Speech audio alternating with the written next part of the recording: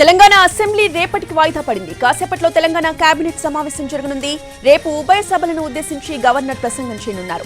Governor ప్రసంగంతో పాటు శాఖల వారీగా ఆర్థిక పరిస్థితికి సంబంధించి శ్వేతపత్రం విడుదలపై చర్చించనున్నారు. ఇదే అంశంపై పూర్తి అప్డేట్స్ ని మా ప్రతినిధి చారి అందిస్తారు. చారి, కొద్దిసేపు క్రితమే అసెంబ్లీ వాయిదా పడింది. రేపు ఉదయం 11 గంటలకు మరోసారి సమావేశం కాబోతుంది. ఉభయ సభలను ఉద్దేశించి గవర్నర్ ప్రసంగించబోతున్నారు. మరి కాసేపట్లో కేబినెట్ కూడా సమావేశం కాబోతుంది. ఈ సమావేశంలో ప్రధానంగా రాష్ట్రంలో ఉన్నటువంటి శాఖల వారీగా ఆర్థిక స్థితిగతులపైన సమీక్ష చేయబోతున్నారు. ఎందుకంటే ప్రభుత్వం కాంగ్రెస్ పార్టీ అధికారంలోకి వచ్చిన తర్వాత ఇచ్చినటువంటి హామీల అమలుకు సంబంధించినటువంటి అంశాలన్నిటి మీద కూడా సమీక్ష ప్రస్తుతం కొనసాగుతున్నటువంటి నేపథ్యంలో శాఖల వారీగా ఉన్నటువంటి ఆర్థిక వనరులు ఏంటి, శాఖల వారీగా ఉన్నటువంటి లోటుపాట్లు ఏంటి, అసలు ఆర్థిక పరిస్థితి ఎట్లా ఉంది అనే దానికి సంబంధించినటువంటి అంశాలన్నిటి మీద కూడా కాంగ్రెస్ పార్టీ ఒక విధానపరమైనటువంటి శ్వేతపత్రాన్ని విడుదల చేయాలనేటువంటి ఆలోచనతో ప్రభుత్వం ఉంది. దాంట్లో భాగంగానే ఈరోజు కేబినెట్లో శాఖల వారీగా అన్ని శాఖలకు సంబంధించినటువంటి ఆర్థిక స్థితిగతులన్నింటినీ కూడా ఈ కేబినెట్ సమావేశంలో చర్చించబోతున్నారు. దీంతో పాటుగా రేపు ఉభయ సభలను ఉద్దేశించి గవర్నర్ ప్రసంగించబోతున్నారు. కాబట్టి ఈ ఉభయ సభల్లో గవర్నర్ ప్రసంగానికి సంబంధించినటువంటి అంశాల మీద కూడా చర్చించబోతుంది.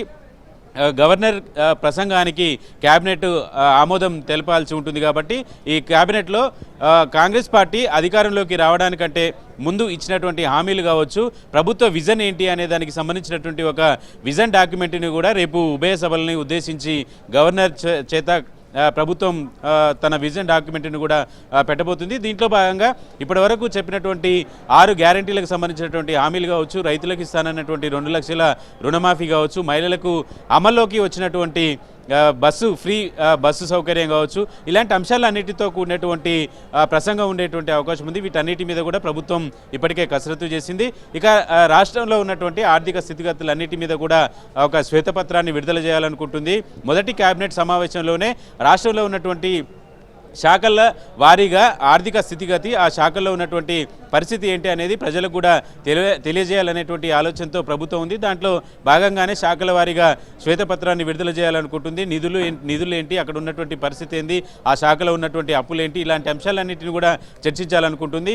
సివిల్ సప్లైస్ శాఖకు సంబంధించినటువంటి సమీక్ష జరుగుతున్నటువంటి సందర్భంలో కూడా భారీగా అప్పులు అనేవి బయటకు వచ్చాయి. అలాగే ఆర్థిక శాఖకు సంబంధించినటువంటి సమీక్షలో కూడా రాష్ట్రంలో ఉన్నటువంటి అప్పులు, పరిస్థితులు, కార్పొరేషన్ల నుంచి తెచ్చినటువంటి అప్పులు, వీటన్నిటి మీద కూడా కూలంకషంగా మంత్రులంతా చర్చిస్తున్నటువంటి నేపథ్యంలో రాష్ట్ర ఆర్థిక స్థితిగతులన్నిటి మీద కూడా ప్రభుత్వం ప్రజలకు వివరించేటువంటి ఆలోచన మొదటి క్రమంలో చేస్తుంది. ఎందుకంటే ఇప్పటికే అధికార పార్టీ ఇచ్చినటువంటి హామీలు ఏమయ్యాయి అనేటువంటి విమర్శల్ని కూడా బీఆర్ఎస్ లేవనెత్తుతున్నటువంటి నేపథ్యంలో అసలు 9 ఏళ్ళు అధికారంలో ఉన్నటువంటి పార్టీ ఆర్థిక పరిస్థితిని ఏ మేరకు తీసుకెళ్లింది, అసలు ఖజానాలో ఏమున్నాయి అనేటువంటి అంశాలకు సంబంధించుకున్నటువంటి వివరాలన్నీ కూడా ప్రజలకు తెలియజేయాలనేటువంటి ఆలోచనతో ప్రభుత్వం ఉంది. దానికి అనుగుణంగానే ఈరోజు కేబినెట్లో అన్ని శాఖలకు సంబంధించినటువంటి ఆర్థిక స్థితిగతులన్నిటి మీద కూడా చర్చించబోతున్నారు. ఇక ఎలాగూ ఉభయ సభలను ఉద్దేశించి రేపు 11:30 గవర్నర్ ప్రసంగించబోతున్నారు. కాబట్టి ఈ ప్రసంగానికి సంబంధించినటువంటి గవర్నర్ ప్రసంగానికి కూడా దీని మీద ఈ